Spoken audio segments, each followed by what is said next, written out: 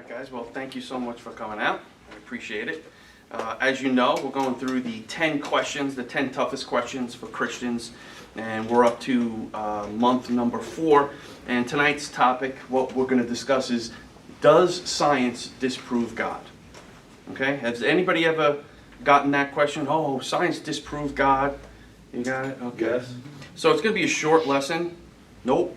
JD, could you come back up and close this out in prayer? No, science does not disprove the existence of God. All right, so more seriously, let's get into the talk.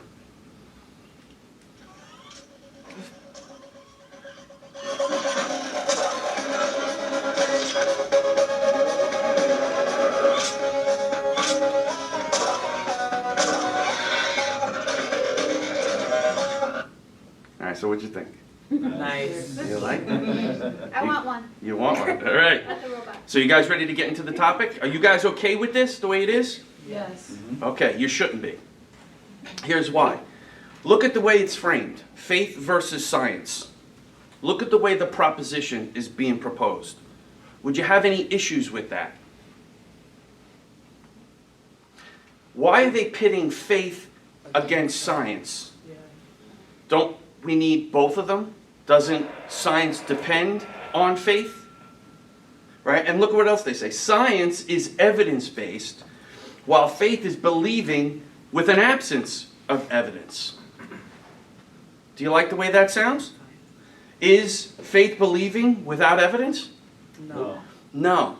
So what I want you guys to do, anytime somebody's talking to you about science and faith, and they present, well, God, science disproves faith, you have faith, I have science. I want you to see the dichotomy that they're putting out there.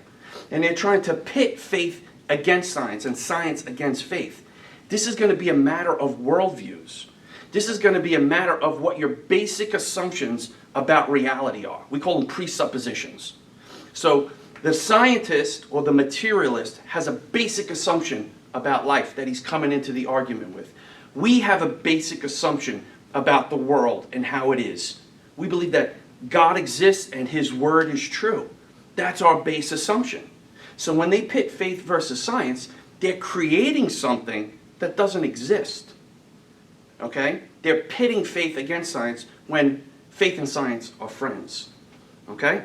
All right, so we always need to identify the issue before we go in to answer the question or propose a solution to whatever it is they're talking about. So, all right, what is science? What's the first thing you do when somebody asks you what is science? Where do you go look? The dictionary. You go to Google. Don't you know that? You go to Google. And what does Google say science is? Science is the intellectual and practical activity encompassing the systematic study of the structure and behavior of the physical and natural world through observation and experiment. See now, what are they telling you right off the bat? Science is intellectual, practical, right? And then it's about the physical and natural world through observation and experiment. So, a couple of things, intellectual and practical. To me, if somebody's holding to this definition, they're assuming that you have a mind, you have an intellect. I want to know, and we're going to examine, how does that comport with a naturalistic worldview that doesn't believe in immaterial things? Okay? They also say that science is a discipline that examines and comes to physical and natural, examines the physical and natural world. So if science examines the physical and natural world, how does science disprove God? Right? How can science disprove God when it's not even accounting for a spiritual realm? It's dealing specifically with the physical world. Okay, science disproving God would be like trying to weigh a chicken with a yardstick. Wrong tool, right? Could you imagine, you ever see the guys on a beach with the metal detector? Right, and he's out there for hours, he's sweating, he comes back with like 3 little things. You're like, what are you doing? And at the end of it, you say, what'd you find? Oh, he said, shows you this. I said, did you find any wood, glass, or plastic? He says, no. Why didn't he find any wood, glass, or plastic? Metal detector. He's using a metal detector, exactly. So we can't use science to try to prove or disprove God. It's the wrong tool. Follow? Okay, good. So, if somebody says science disproved God, all you have to do is ask the question. What experiment did they do that proved that? Very simple. And then just wait for the answer. You'll be waiting a long time, but just ask them anyway. All right. When we want to know what faith is, where do we look? Bible. No, the Bible. I set you up. JD, you fell right into it. But anyway, we're going to use the Google definition. I didn't want to hurt you too bad. Okay, so what is faith according to Google? You're going to like this. All right? Faith is complete trust or confidence in something, someone or something, strong belief in God or in the doctrines of a religion based on spiritual apprehension rather than proof. Wow, spiritual apprehension as opposed to intellect for the scientist. You know, spiritual apprehension rather than proof. So right out of the gate, they're framing the argument based on their presuppositions or their basic assumptions about reality. They're not taking into account that faith, biblical faith, is not this definition. Sometimes they even give you Mark Twain's faith. You know what Mark Twain says about faith? Faith is believing what you know ain't true. Right? That's what they think a lot of religious people hold to. Well, we know it's not true. We're just going to believe it anyway. Is that what we hold to as faith? No. No. Okay, so what does the Bible say faith is? Faith, Hebrews 11:1, is the assurance of things hoped for, the conviction of things not seen. Convicting evidence. Evidence that makes someone fully agree, understand, and realize the truth or validity of something, especially based on argument or discussion. So we use arguments when we're talking about faith. We use the cosmological argument, the teleological argument, the moral argument. We use the argument from the scriptures, right? Faith is the assurance of things hoped for. Faith and conviction is tied to knowledge. All right? So you need to have faith biblically in order to understand who God is and what He's created and what He's defined. When God creates something, what does He do? He defines it. He creates it with a purpose. He lets us know what that purpose is and He tells us what it is. So we can have certainty about the things that we see in the world. Why? Because God told us so. So, we do have evidence. What does the Bible say about the evidence that we have for His existence? This is Romans 1. You know this. It was Romans 1. There we go. Okay, Romans 1. For what can be known about God is plain to them because God has shown it to them. For His invisible attributes, namely His eternal power and divine nature, have been clearly perceived or seen ever since the creation of the world in the things that have been made, so that they are without excuse. No one can look at the creation and say, there is no God. I like the way Ray Comfort does it. He says, you ever see a painting? How do you know that there was a painter? You can't have a painting without a painter. Do you ever see a building? How do you know there's a builder? You can't have a building without a builder. He says, now look at creation. Can you have creation without a creator? No. Unless you believe in fairy tales, you believe something can pop into existence out of nothing. And that's absurd. All right. So, they want evidence. But which worldview actually makes evidence even possible? Does a naturalistic, materialistic worldview make evidence possible? Or is there something else that we need that makes evidence possible? We need what's called the preconditions of intelligibility. We need to know communication. We need to know how God defines things in order to know what they actually are. So let's move forward. So I'm going to give you a little bit better definition now. This comes from the sciencecouncil.org. And they say science is the pursuit and application of knowledge and understanding of the natural and social world following a systematic methodology based on evidence. Okay, we like that. So they say the scientific methodology includes the following: objective observation, measurement, and data. Right? So, would you say that scientists are objective? Yes? No? Scientists. Science, the definition that we just read,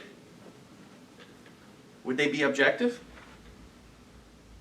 No. They say that science deals with the physical and natural order of things. So how can a scientist who holds to that definition of science be objective and open to a spiritual answer or a supernatural answer? He wouldn't, right? So scientists really wouldn't be objective right off the bat. Now, next is evidence, physical and empirical and forensic evidence, okay, like a detective would use. Or empirical is based on our five senses.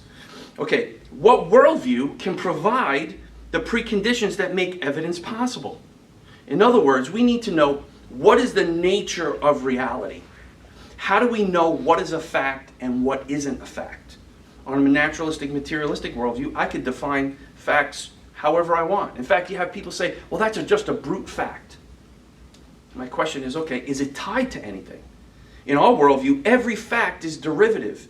It's tied to something else. There's a context for reality because it's God's reality. Everything fits in to each other. Everything's related to each other. But on a naturalistic, materialistic worldview, nothing's related. So I tell them if that's a brute fact and there's no context that that fact exists in, then a brute fact is a mute fact. It's meaningless. If it's not tied to anything else, it has no meaning. All right. Science is based on experiment and or observations. Okay? Experiments and observations assume rationality. They assume that we have a mind and we use logic to do these experiments and observe the conclusions, to observe the results.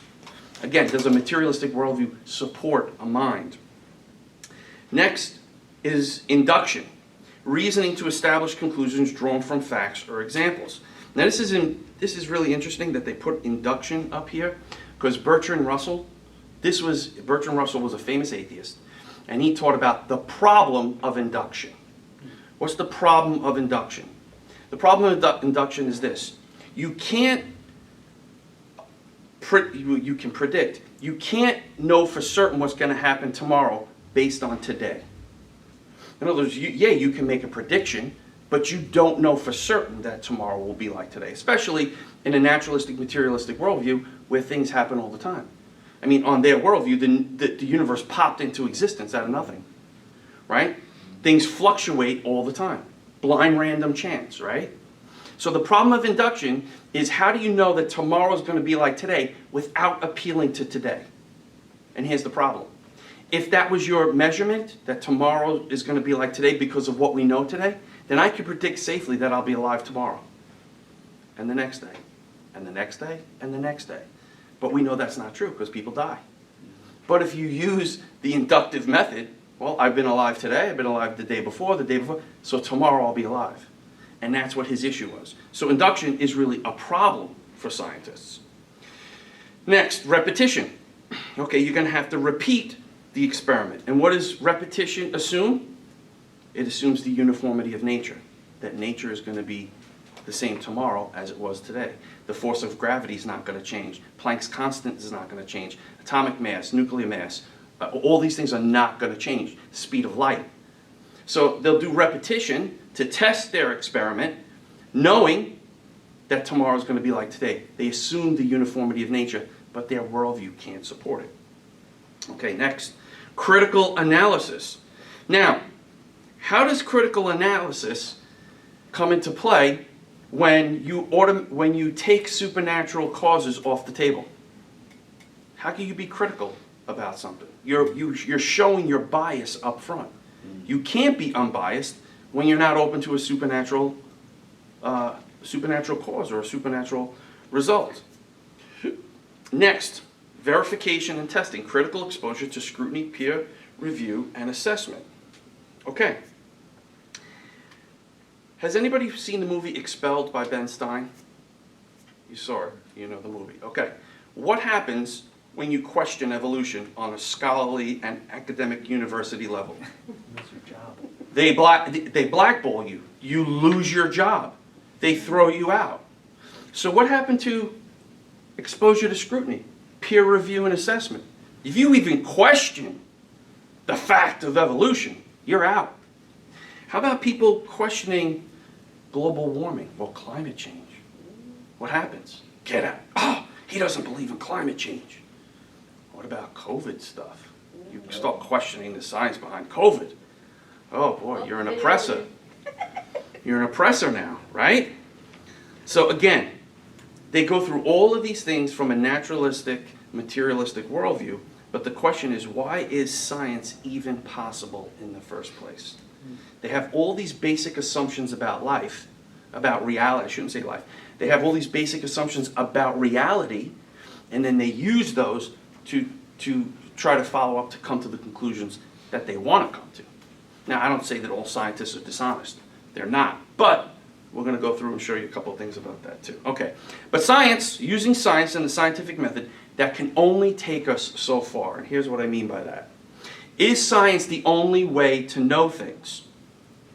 The answer is no. There's 5 things that science can't tell us. Science presupposes logic and math, and to try to prove them by science would be arguing in a circle. So logical and mathematical truths are not scientifically provable by an experiment. Follow? The laws of logic are immaterial. Math is immaterial. Obviously, we can work them out. We can use logic. We can use math. But you cannot prove that logic exists based on science. Next, metaphysical truths. The fact that there's other minds in this room besides my own, or that the external world is real, or that the past wasn't created 5 minutes ago with the appearance of age.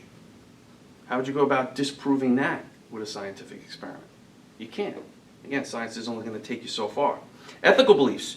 You can't show by science that what the Nazis did in Germany was evil, as opposed to other countries that didn't do what the Nazis did. There's no moral molecule on the periodic table of elements. There's no way to figure that out scientifically. Now, they argue that, oh, we can figure it out scientifically. Again, what experiment did you do? There is no experiment to figure that out.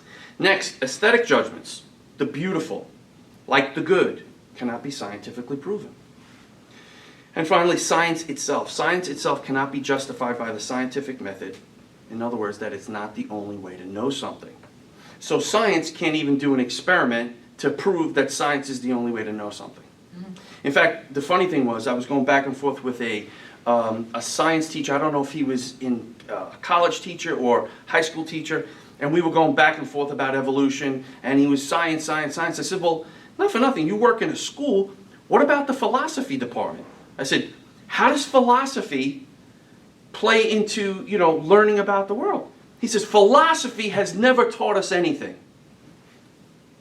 So I'm sitting there saying, he just issued a philosophical statement. So I asked him, I said, is that a philosophical statement or a scientific statement? And that was it. He jumped off the thread. Didn't hear from him again. Because that's a philosophical statement. To say philosophy can't teach us anything, that's not based on any kind of science or experiment. All right? All right, so let's continue moving on here. Let's see. Are scientists really objective? Now, I'm going to show you a quote by this guy, Richard Lewontin, and this is what he says. We take the side of science in spite of the patent absurdity of some of its constructs. In spite of its failure to fulfill many of its extravagant promises of health and life, in spite of the tolerance of the scientific community for unsubstantiated just-so stories, because we have a prior commitment to materialism, we cannot allow a divine foot in the door. Sounds very objective, right? How could you start off? He has a pre-commitment to materialism. In other words, his base assumption about reality is that it's just material.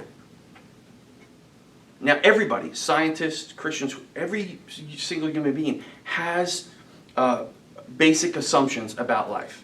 They have presuppositions. And I want to talk to you tonight about where we get our presuppositions from as we get further along. So let's see, are scientists objective? Obviously, they're not. Are scientists open to the evidence? Now you're going to like this one too. This is Francis Crick, who's one of the co-founders of DNA. He says this: biologists must constantly keep in mind that what they see was not designed, but rather evolved. Isn't that begging the question? He's assuming his conclusion in the statement. Why do you have to constantly remind yourself that what you see wasn't designed? Because it looks designed. Because it is designed. Now, if you were honest wouldn't you be open to the evidence and say, okay, it looks designed. I'm going to at least be open to the fact that there was someone designing this. Now, Francis Crick, you have to remind yourself that this all evolved. Imagine a Christian did that. This is my favorite guy, Richard Dawkins. Biology is the study of complicated things that give the appearance of having been designed for a purpose. But then he argues they're not. So this top biologist, one of the top atheists in the world, admits things have an appearance of design. And then he says they're not. Yes? It sounds like science is their religion and their God. Ooh. Wait, we're going to get to that. Okay. Did you peek here? No. All right, good. All right, good. All right, so he starts off believing that evolution is true, even though everything gives the appearance of design. He's going to say evolution is the random chance thing, natural selection, and all that kind of stuff. But watch this. He goes on to say DNA neither cares nor knows. DNA just is, and we dance to his music. We dance to its music. So basically the DNA in your body is what's controlling you. And whatever you do, it's because of your DNA.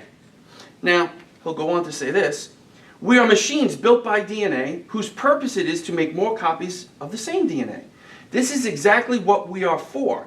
We are machines for propagating DNA, and the propagation of DNA is a self-sustaining process. It is every living object's sole reason for living. This is the guy 2 slides ago who says that everything has no purpose. All of a sudden, based on his worldview, now he knows this is exactly what we were created for. To get our DNA into the next generation. He's got conflicting information. He's not following the evidence where it leads.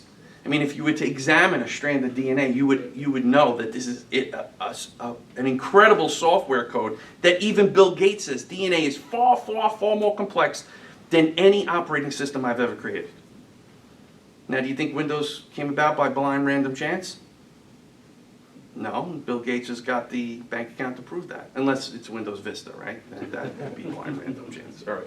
So, the funny thing is he says we're all just dancing to his DNA. So my question is, did his DNA program him to say that? Is that a conclusion of a rational mind evaluating the evidence? Or is he just a robot and his DNA is just telling him what to say?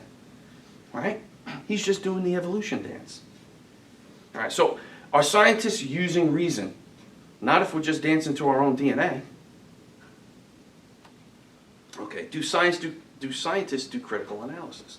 Here's a quote from Stephen Jay Gould, Harvard paleontologist. He said, the extreme rarity of transitional forms in the fossil record persists as a trade secret of paleontology. Evolutionary trees that adorn our textbooks have data only at the tips and nodes of their branches. The rest is inference, however reasonable, not the evidence of fossils. So this is the top guy from Harvard telling you the fossil evidence does not point to evolution. We get there by inference. You get there because your presupposition is everything evolved and it cannot be a supernatural or spiritual cause. Right? If they allowed that, they might see something different. And here's our buddy, Charles Darwin.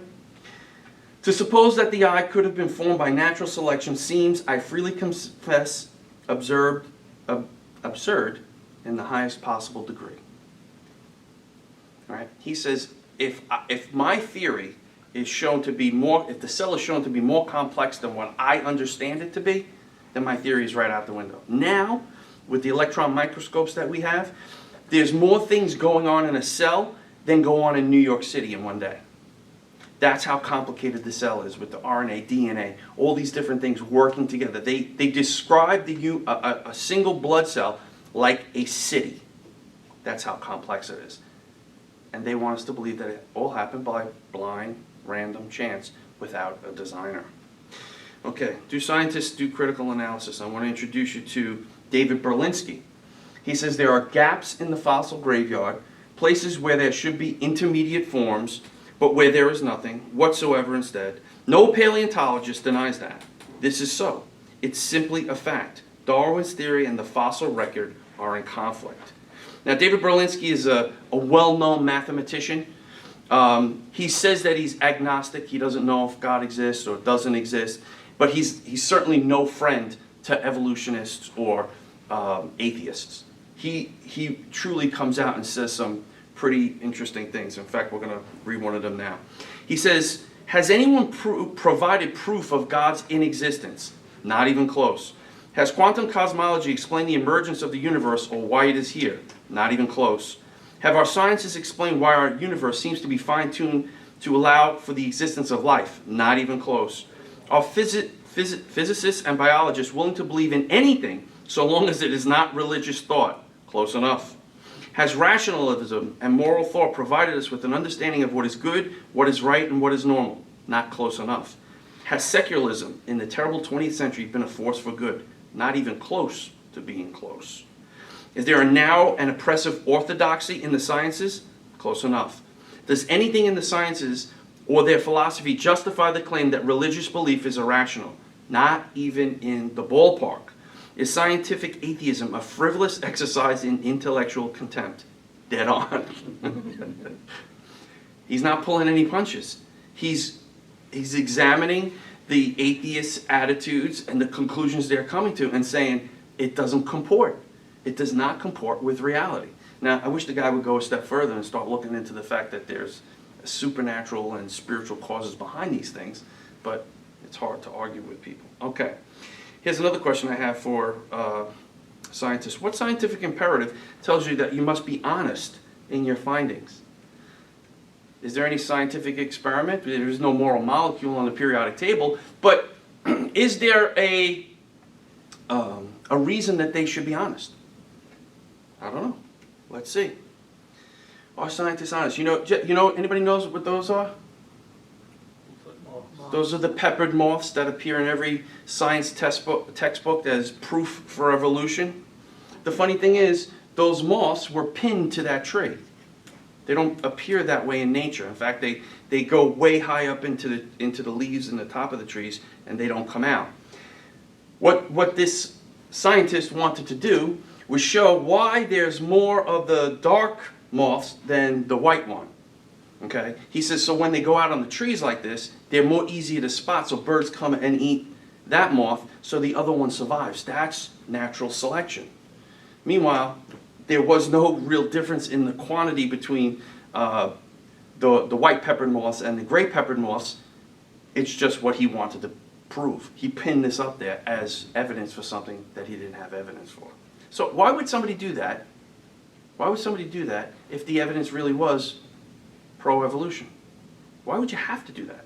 Why would you stage this for what's the reasoning behind it? Or better yet, this is Henkel's diagrams, embryos, right? He wanted to show how the embryos of this particular, I think it's some kind of chicken and a pig, are the same. Okay, so he drew these and he shows how everybody goes to the backbone. You know, they want to see the backbone with the spinal cord and all that kind of stuff. And he drew all these ends. He says, look how similar they are. The problem is, he wasn't drawing looking at anything. These were drawings he came up with in his own mind. He wasn't looking at something and drawing it. These things have absolutely no basis in reality. It's just a cartoon that he drew. Yet this stuff still appears in scientific textbooks. And it's not that it's not known. People know about this. Okay, Piltdown Man. Did you ever hear about him? Piltdown Man? You know about Piltdown Man, right? So this was supposed to be, it was presented as the missing link. The missing link is that one fossil between the apes and the humans that bridges the gap to say, look, this is how we evolved from the apes who were, you know, walking with their knuckles on the ground, and now this is the intermediate state, and here's the human. Well, this guy put together Piltdown Man. He found a human skull, he found an ape jaw, put it together, and presented it as an intermediate species. It wasn't even a fossil. The guy was called out on it, and it was called a forgery. Yet, Piltdown Man is still taught in schools. Why? Why? So, what scientific imperative tells you must be honest in your findings? See, as Christians, we have 10 commandments. Scientists have one: eat or be eaten. It's natural selection, right? So, it's either in the beginning God or in the beginning the particles. There's no moral molecule on the periodic table. So we know Scripture says men are at enmity with God, right? Until the Spirit comes and opens your eyes and changes your heart, you're at enmity with God. Romans 1 says they worship the creation rather than the Creator, suppressing the truth in unrighteousness. This is just showing the dishonesty and the sinful heart of mankind to suppress the evidence that would point to Him. Right? Okay. So what I want to do is let's re-look at the Science Council's definition about how science is conducted and apply it based on the theory of evolution. All right? So objective observation.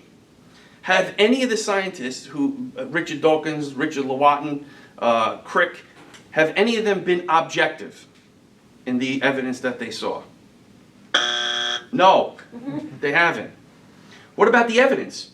Did they concoct evidence to support their theory? Yes, so they're really not concerned about the evidence. Experiment and or observation as benchmarks for testing hypothesis. What scientific experiment can you do that proves evolution? Based on the fact that it's happened over millions and millions and millions of years?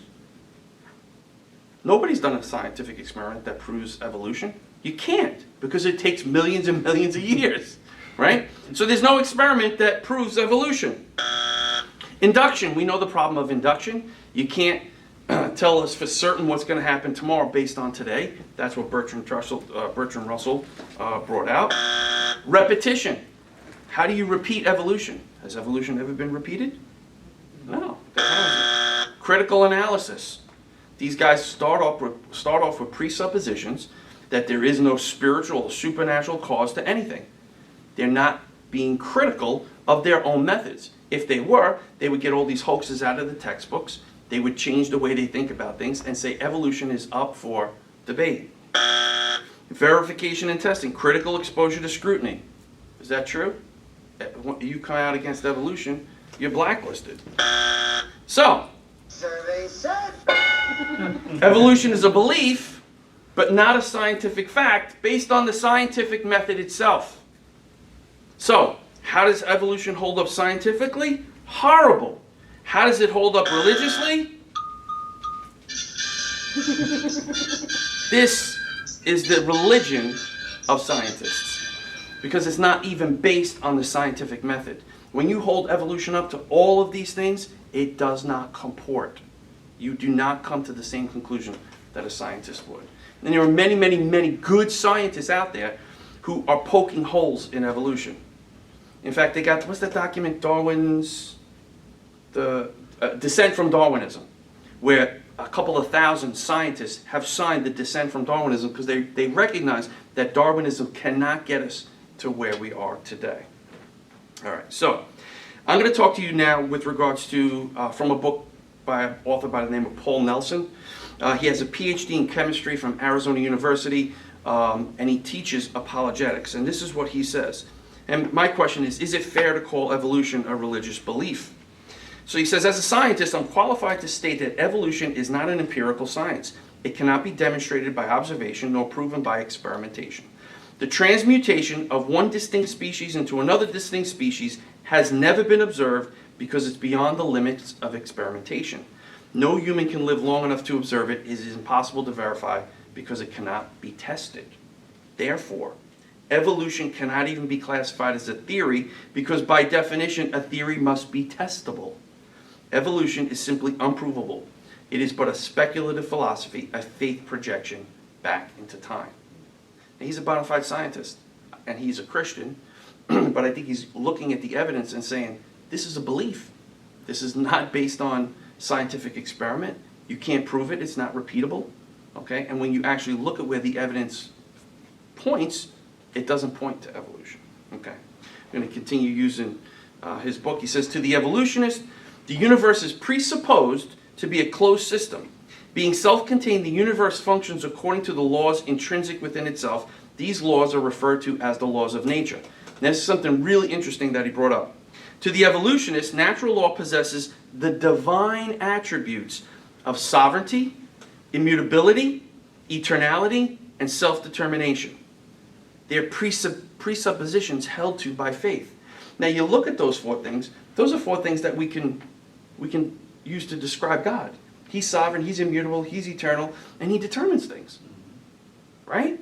So, why does natural law look so much like God? Let's see. Naturalism presupposes nature is governed entirely by natural law. The laws of nature are sovereign. In other words, they can't be broken, they can't be violated. Every aspect of the universe is observant to natural law. Miracles can't occur because the laws of nature cannot be infringed. Right? Somebody can't rise from the dead. Somebody can't grow a limb back. Blind people don't get their sight back. Right? Because of the laws of nature. Laws of nature are immutable. In other words, they can't change. Otherwise, the entire enterprise of science goes away. Why? Because if the laws of gravity changed tomorrow, or the speed of light, or atomic mass changed, we couldn't make a prediction about what's going to happen tomorrow. It's in constant flux.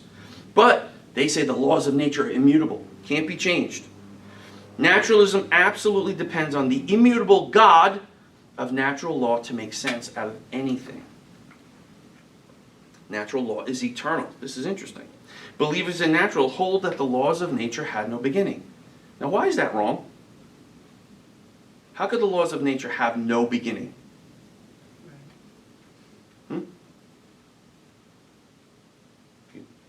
Anybody want to venture a guess? Great. Okay, if the universe came into existence, right, and the universe is nature, why would they have, how could you have natural law before the universe came into existence where there is no nature? There is no natural law because there is no nature. Natural law were not created but have existed from eternity, some of them say. This is a metaphysical reality they hold to by faith. Again, they're not doing science to tell you that natural law existed all this time. Natural law is self-determining. Natural law determines all materialistic causes and effects. But self-determination can only come from a person or a self. A law is not rational in the sense that it has a mind. Laws don't think. Laws don't tell us anything. Laws just describe what's going on in the universe. So natural law doesn't tell us anything. Natural law doesn't decide to determine whatever it is. Natural law is not a person or a self. Laws do not select for anything, let alone truth. To the naturalist, the sovereign, immutable, eternal, and self-deterministic God of natural law is the cause of the intricate order and design of nature. This is going to get real interesting in a second. Hang in there. I know this is long stuff. To explain the self-determination of natural law, evolutionists make nature to be some kind of mystical person. They personify their pseudo-determination of natural law with the term Mother Nature, who is what? An intelligent person making choices. Liking this, liking that, getting mad. Right? Evolution doesn't get rid of the teleological and intelligent design, but simply reintroduces it in a metaphorical way. In evolution, the term natural selection implies an intelligent personality that's doing the selecting. Why would you call it natural selection? Nature is the designer rather than God. Thus, by personifying nature, they can impose deterministic qualities to natural law. And I know I'm dating myself, but did you ever hear that little phrase, it's not nice to fool with Mother Nature? You guys, you remember the commercial, right? Chiffon margarine. Jeez, it's not nice to fool with Mother Nature. So why you have the sovereign, immutable characteristics of natural law, and now they're giving it a metaphorical name, Mother Nature. It sounds like the natural laws have personality behind them. And here's the contradiction. The doctrine of chance, one of the main pillars of evolutionary philosophy, says that the universe is a universe of chance. Everything evolved and came into being by blind, random processes. But randomness is the very antithesis of natural order. Ironically, the preeminent presupposition of naturalism is the order of the universe, its uniformity, and natural law. But according to their own philosophical presuppositions, chance can only operate within the confines of absolute order. Chance must be built on irrefutable order, but an ordered chance is not chance at all. It's It's an oxymoron and an irrational absurdity. So the scientists want you to believe and say natural law governs everything, it's immutable, it's eternal, it doesn't change. Everything is governed by natural law the way it's supposed to be. Yet the process of evolution is blind random chance. Well, which is it? Is it order or is it blind random chance? They have a contradiction in their worldview, in their theory. So, natural law possesses the divine attributes of sovereignty, immutability, eternality, and self-determination. Yet their thesis is predicated on all life, all mankind, and science itself arriving by chance. It's self-defeating, right? So all of this comes down to their presuppositions. Comes down to the scientists presuppose that God doesn't exist. Why? Because he can't be seen, touched, or discovered by using empirical scientific methods. Yet they use the laws of logic, they use natural law. These are all things that can't be proven by science either. They say believing God is just a matter of faith. Yet on their own view, science can't prove that science is the only way to know things. They presuppose it does. They say science cannot prove that tomorrow will be like today, the problem of induction. They presuppose it does. Science cannot account for the uniformity of nature. They presuppose it does. Science can't prove the laws of logic exist since they're not material. They presuppose they exist. Science cannot prove that their conclusions are universal. They presuppose that they are. I like what C.S. Lewis says. Just because you know what something is made of doesn't mean you know what something is. So everything the scientist does, everything he puts under the microscope, he could tell you about it, but you could put pieces of a car underneath the microscope, little pieces, but that will never tell you it was part of a car. In fact, they could put your cells under a microscope. They could examine your DNA. They could tell you what color your hair is, how much you weigh, all these different things. But it can never tell them who you are. The only way they'll know who you are is if you open your mouth and tell them. Okay? Science only goes so far. Thank goodness that we have a God who reveals himself to us in creation and in his word. He reveals himself to us by speaking to us, such that we have an omniscient God, a God who knows everything. So when he puts something in his word, in the scriptures, we can read it and know for certainty that it's true. Why? Because he knows everything. A scientist who's looking at certain facts here and there, he may come to some kind of conclusion, but somebody else may come to a different kind of conclusion and prove them wrong. They always have the ability to be proven wrong. When God says something, it can't be proven wrong because God is always right. So, conclusion, faith and science. There was a phrase called credo et intelligem. That became the motto of Anselm, and it was based on the teaching of Augustine. It's a Latin phrase that accurately conveys the sense of, through faith we understand. It means, I believe in order that I may understand. It summarizes the proper relationship between faith and knowledge. For us, faith in the triune God and the revelation of his inspired word precedes the understanding of everything else.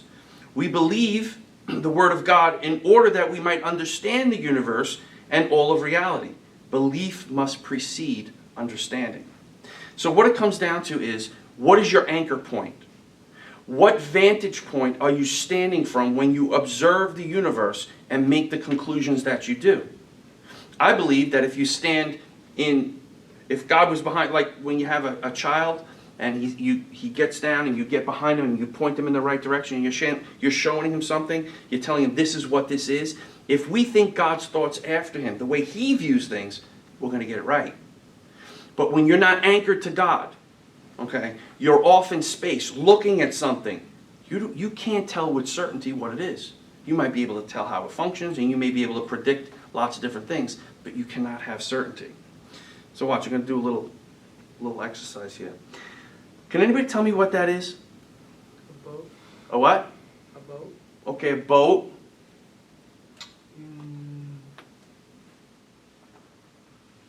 Wheelchair.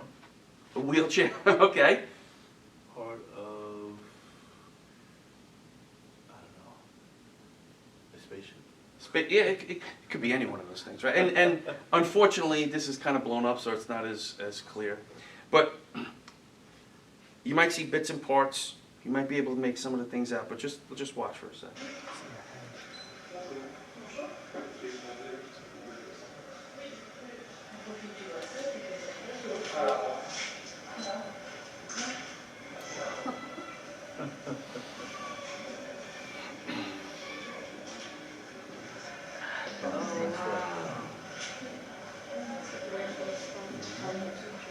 See that giraffe? Yeah. That's a couch in the back, right?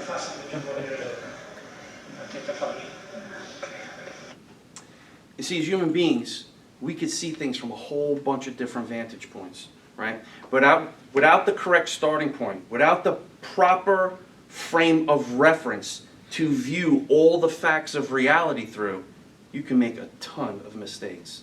It's only when he went through and you saw that little black box with the little hole in it, okay? What is that for us? That's the Word of God. When we look through the Word of God and see the world, we're seeing it the way God wants us to see it. We're seeing it the way He created it and defined it. So that when God creates a man, male and female, we know that there's two genders. When He says a man shall leave his mother and father and cleave to his wife, and the two shall become one flesh, we know that marriage is between a man and a woman. God creates, He defines His world, and He tells us about it in His Word. We as human beings can come up with all different conclusions, right? And we can't be certain about those conclusions because guess what? We could be wrong. Can God be wrong? No. So that's our frame of reference. When we start off with on the rock, right? On Jesus Christ. All the treasures of wisdom and knowledge are found in Christ, right? He's our source. So when we think like Christ does, with the mind of Christ, and we look out at the world, now we can say with certainty what we see. It's true for us. The Word of God is our starting point. Now we can still distort the picture because due to our sin-stained minds, we can still get things wrong. Okay? But we have God's Holy Spirit. We have His Word to guide us in the right direction. Okay. Again, C.S. Lewis, he says, I believe in Christianity as I believe that the sun has risen. Not only because I see it, but because by it I see everything else. Right? We believe in God not just because we see Him, but by Him we see the clarity of the world that He's defined already. Psalm 36:9 says, for with you is the fountain of life. In your light do we see light. It's only in the light that God gives us that we can see the things that He's created, the way He's created them, the purpose behind those things. Proverbs 2:6 says, for the Lord gives wisdom, from His mouth come knowledge and understanding. Right? Apart from God, there is no true knowledge. He is the one who gives us knowledge and understanding because He's the one who created the universe. He's the one who defined it. He's the one who gave it purpose. Okay? Now, this doesn't mean that we don't do science. Of course we do science. And we're going to learn about that in a second. But let me just kind of wrap it up here. In the end, the conflict is not between faith and science. The conflict is between theism and naturalism. When you start off from a naturalistic viewpoint, excluding supernatural causes, excluding the spiritual end of things, you're not being objective. Okay? When we do science, we have faith. We have faith in the God who created the universe. We know that everything is upheld by the power of His Word. He tells us that tomorrow is going to be like today. So we can have true understanding and make true predictions. Our science and faith go hand in hand. They're not opposed to one another. They're cousins. Right? We don't do science without faith. So the conflict is between theism and naturalism. It's a worldview issue. I also have something up online if you guys wanted to go. It's apologeticsed.com. It's New York Apologetics, another website in my church. And on the bottom left-hand side, I did a course on evolution. So just go to apologeticsed.com.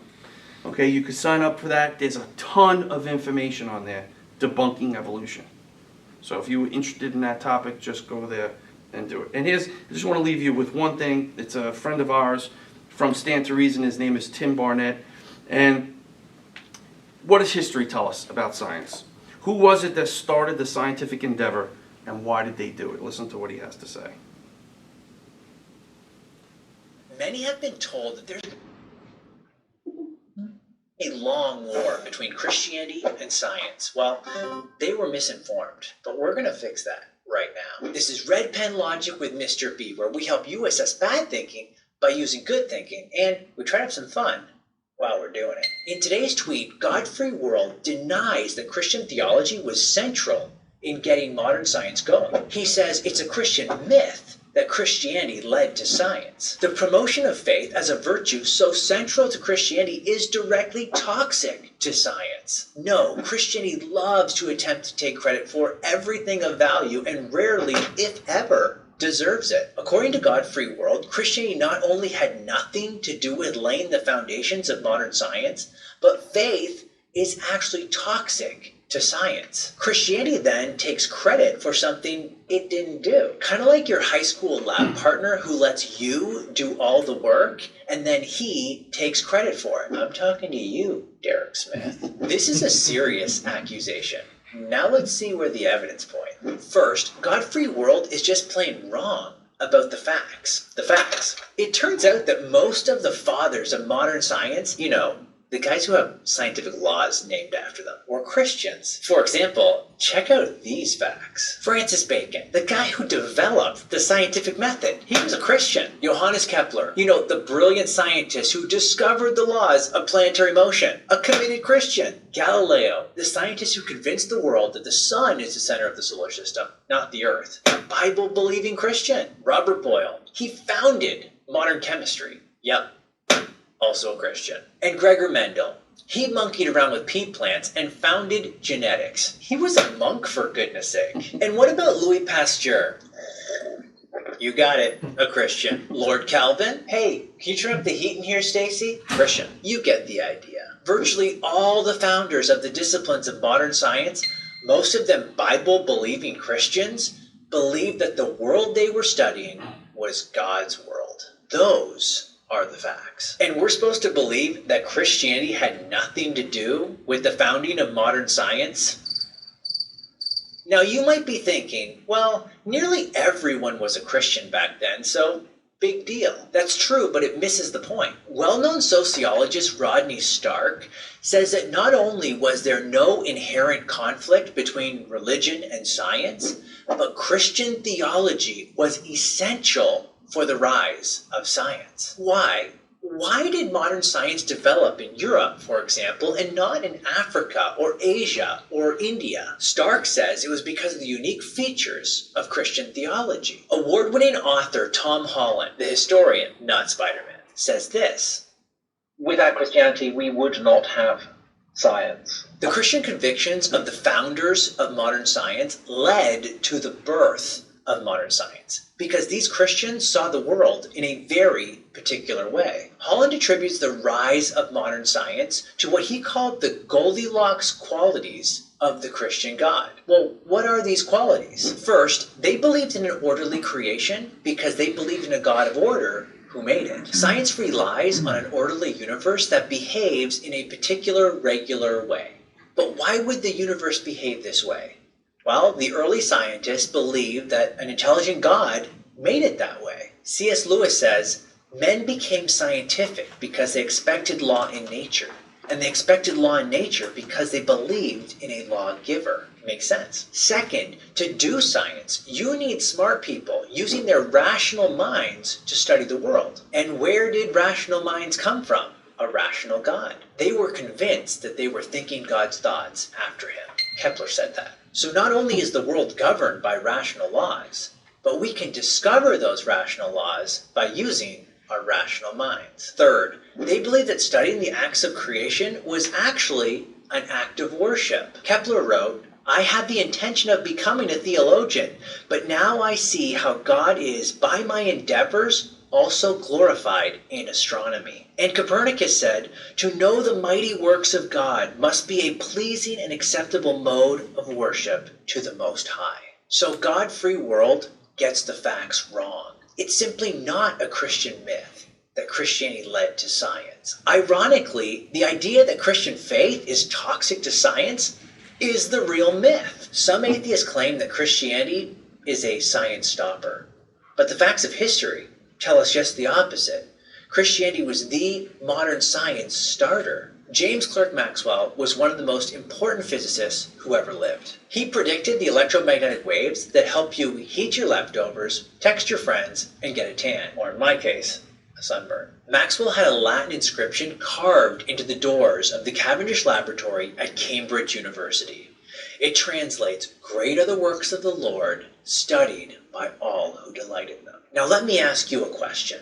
Was Maxwell's faith toxic to his science? Of course not. For Maxwell and many others, Christianity was the inspiration for science, not a hindrance to it. To avoid giving credit where credit is really due, God-free world has to deny the facts and propagate false information. So what have we learned? Sometimes the best way to combat bad information is to use good information. Christianity gave rise to modern science. This is an opinion. This is a fact, like it or not. According to God-free world, the world would be better off without God. But according to history, a God-free world would likely be a science-free world. And I kind of like science. Class dismissed. He crams a lot in there in 6 minutes, right? Right. So you see, obviously, because God is a God of order, we can expect order in the universe. I think when we start with the Word of God, knowing that God exists and knowing that His Word is true, when we see things the way He sees things and define things the way He defines things, we're going to come to much better conclusions. So any questions with regards to science and faith? You guys got it down? No problem? All right. JD, you want to close us out in prayer?